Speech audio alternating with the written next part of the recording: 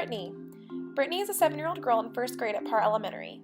She lives with her 2 brothers and mom and commutes every morning from North Glen to Arvada. I picked Brittany because the only student with an IEP in our classroom was analyzed last semester by another student teacher at Parr. I did not want to exclude the student again, so I chose a different student in first grade that is on our READ plan and participates in AmeriCorps' Great Leaps intervention program. My internships are at Parr Elementary in Arvada. It is within Jefferson County Public Schools. The school serves 246 students in kindergarten through 6th grade, where there are 16% bilingual learners, 63% students who receive free and reduced lunch, and 16% special education students.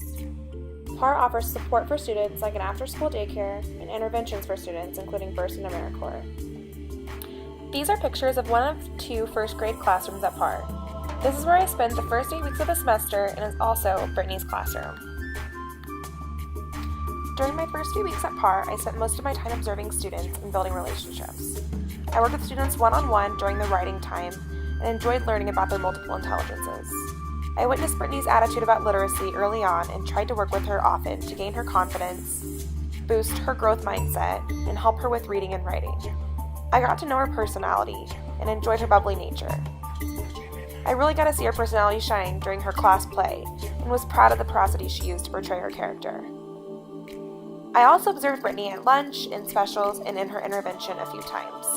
It was great to see how much Brittany enjoyed music and how she was intrinsically motivated by the material. It is important to observe students outside of the classroom because they react differently to different stimuli and around other people. During my last observation during her intervention, Brittany exceeded her progress monitoring by a long shot. Her interventionist was impressed by how well Brittany did while I was there, and it just shows how students need motivation to push them through.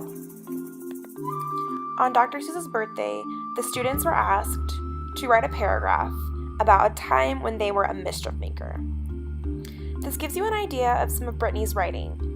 She writes all of her ideas and/or words on different lines. When I was reading this, I wasn't quite sure what Brittany was trying to say. When I asked her to explain her story, she described a time when her grandma was watching her and Brittany was putting ramen noodles in the microwave and forgot to put water in it. During our first interview, I asked Brittany about who lives at home, and she mentioned her mom and 2 brothers. Later, she mentioned her dad and how she doesn't see him often. He goes to work a lot. He gets home at 10 and he works during holidays too. My mom does too, and then Grandma takes care of us, is what she told me. I got a glimpse of her life at home, and it allowed me to reflect on things Brittany has said before in class. I've also had another perspective of her life because I teach her brother right now in 4th grade.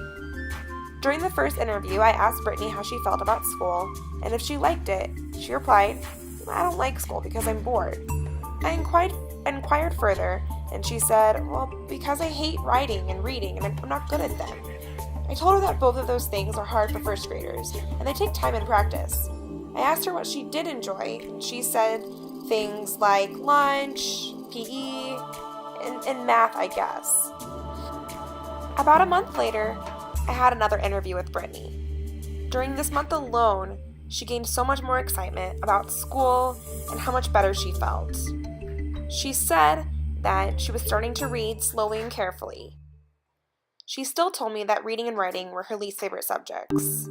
However, after having sat in on her intervention just a few days previous, I told her how much I thought she had improved and how proud I was of her. She said, "Well, yeah, but I still get tricked sometimes." I told her that was normal and still happens to me occasionally. When I asked Brittany about her biggest strength, she told me that it was writing and that she was finally learning to write straight. She also said her favorite subject was still math.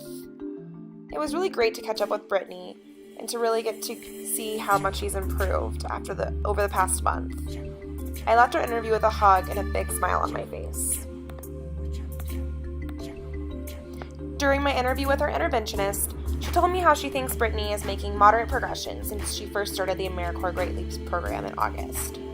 She continued to explain that Brittany's biggest struggle is phonetics. Additionally, my clinical teacher and her interventionist confirmed my belief that Brittany has a low self-confidence. She is hard on herself and has a fixed mindset.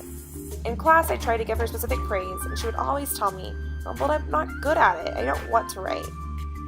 After my second interview with Brittany, I think her confidence had definitely improved, and she still needed to work on her growth mindset, and our teachers just needed to continue helping her with that.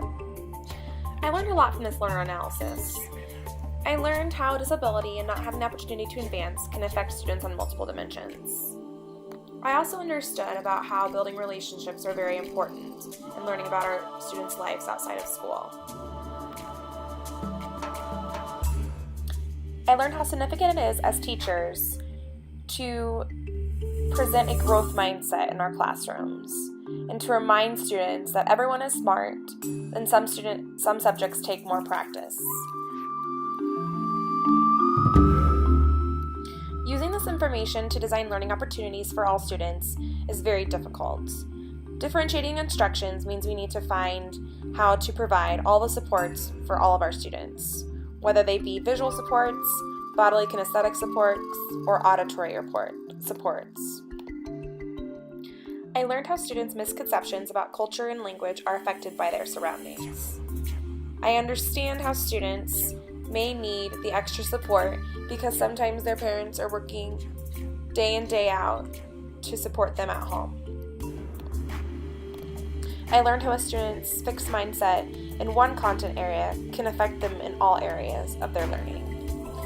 It is our responsibility as teachers to find ways to intrinsically motivate our students and provide all necessary supports to get them to all levels where they need to achieve.